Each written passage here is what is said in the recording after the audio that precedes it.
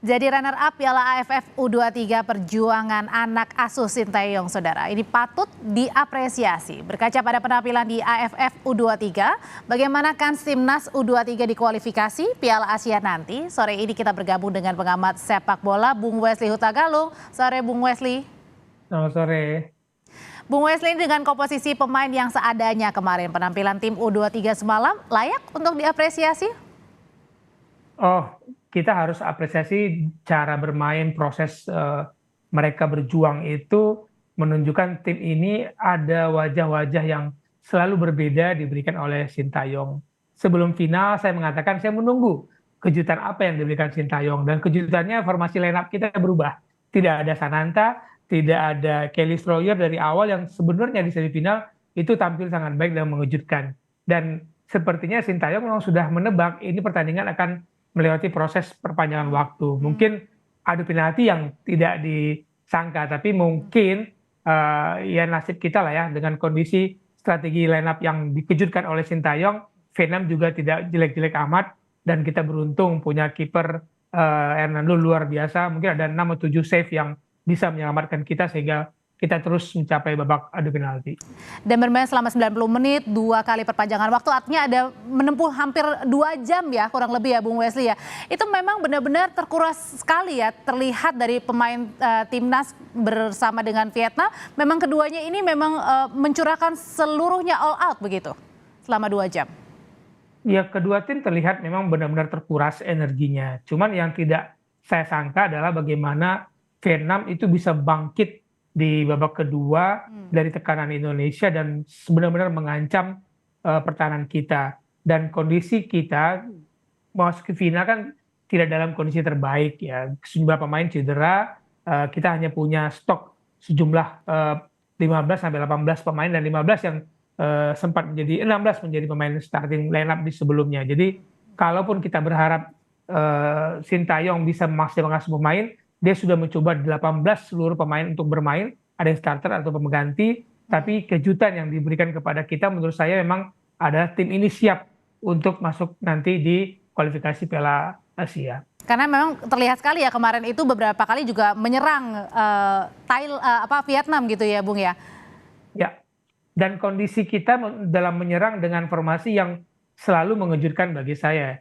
Permainan kita, gelandang-gelandang kita luar biasa. Tadi disebut Akam Fikri sebagai pemain terbaik. Saya mungkin tidak ada yang menyangka bahwa Akam Fikri bermain begitu baik di kualifikasi AFF ini. Dari 4 pertandingan dia menjadi starting lineup terus, tidak digantikan dan menjadi most valuable player dengan kondisi yang menurut saya kalau bisa nyerah itu dia. Kemarin udah capek sekali dengan cedera, tapi dia selalu berjuang untuk menguasai lini tengah kita. Berarti kalau gitu Bung Wesley bisa dikatakan kalau permainan dan juga kepercayaan diri dari timnas ini meningkat usai kandaskan Thailand di semifinal? Tidak hanya saat ini, kepercayaan diri pemain kita tuh terlihat ketika Sintayong sudah memegang tim ini setahun. Ada perubahan cara bermain, tidak terburu-buru lagi, tidak gampang terpancing emosi. Kita tahu emosi kita dipancing sangat nakal sekali oleh para pemain Vietnam.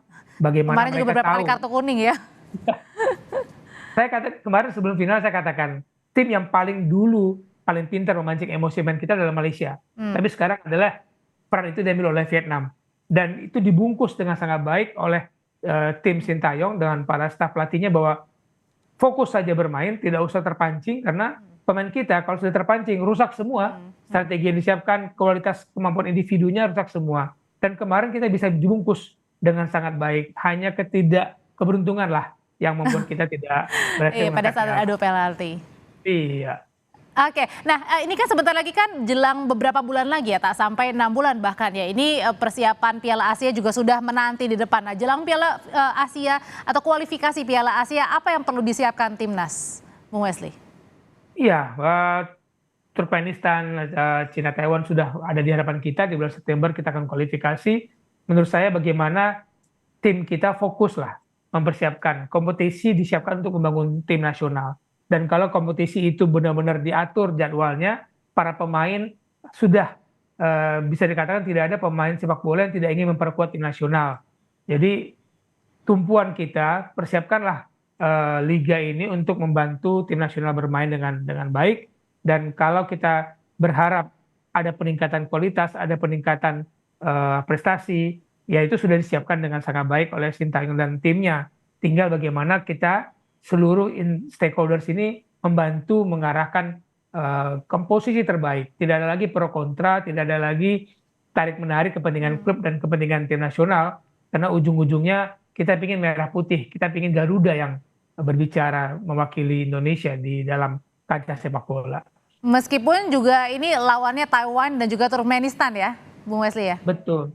Kita tidak usah takut dengan melihat permainan yang diberikan oleh anak-anak muda kita, oleh Dewangga dan kawan-kawan. Saya yakin kita bisa memetik hasil yang baik di 2 pertandingan kualifikasi.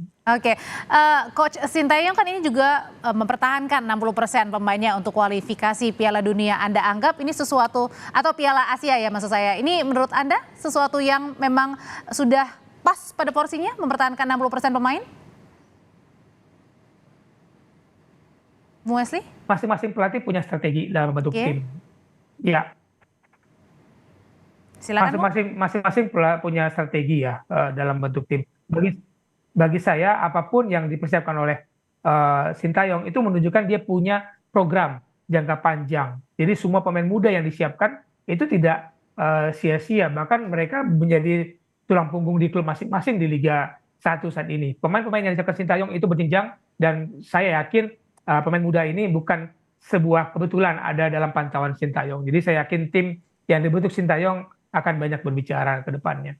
Bung Wesley, apa sih pelajaran yang bisa kita petik kemarin pada saat melawan Vietnam ya? Karena tadi kan uji untuk bertahan untuk 120 menit ini seluruh energi sudah kekuras semuanya, sudah terbukti. Nah, apalagi kira-kira pelajaran yang bisa kita petik dari final kemarin?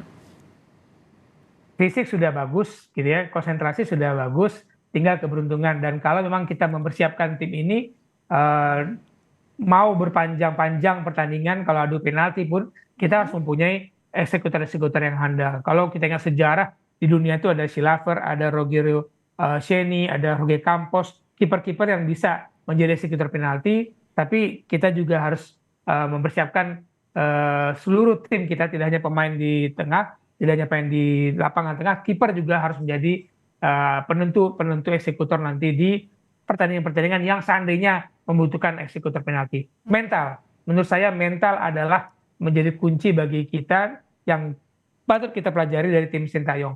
Fisik sudah, mental ini yang menjadi kunci bahwa mereka fokus benar-benar di pertandingan, dan bukan pekerjaan mudah untuk mengambil penalti, bukan pekerjaan mudah. Oke, tapi Bung, kemarin kan ada sempet nih ya, rame diperbincangkan soal klub yang tidak melepas ya, atau melepas pemainnya begitu ke timnas begitu. Nah, ini menjadi catatan tersendiri kah bagi Bung Wesley?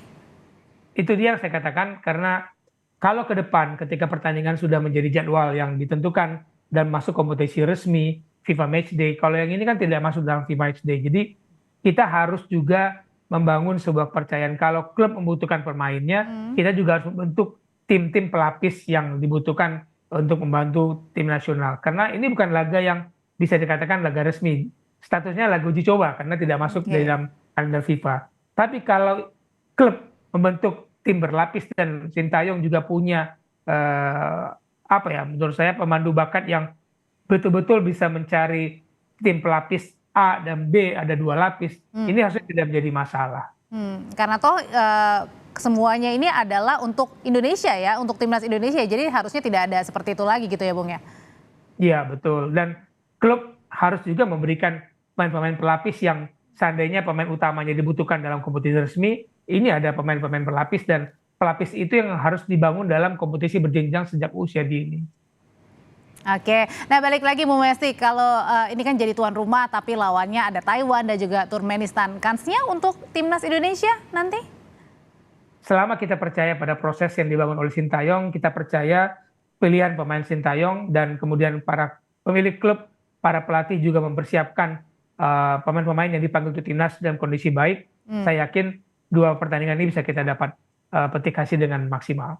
Oke, artinya karena kemarin mental di kandang Thailand aja sudah kuat, apalagi lawan Thailand, terakhir Vietnam, pasti kalau main di kandang sendiri, menjadi tuan rumah itu harusnya menambah kepercayaan ya, apalagi banyak supporter pasti nanti yang nonton, penuh itu. Betul. Kita kalau main di kandang sendiri kan lawan-lawan juga selalu mengagumi antusiasme, mengagumi gairah sepak bola Indonesia, para supporter Indonesia. Jadi harusnya itu menjadi kekuatan bagi kita. Bung Wesley Hutagalung, terima kasih untuk ulasannya. Sehat selalu Bung Wesley. Sama-sama, terima kasih.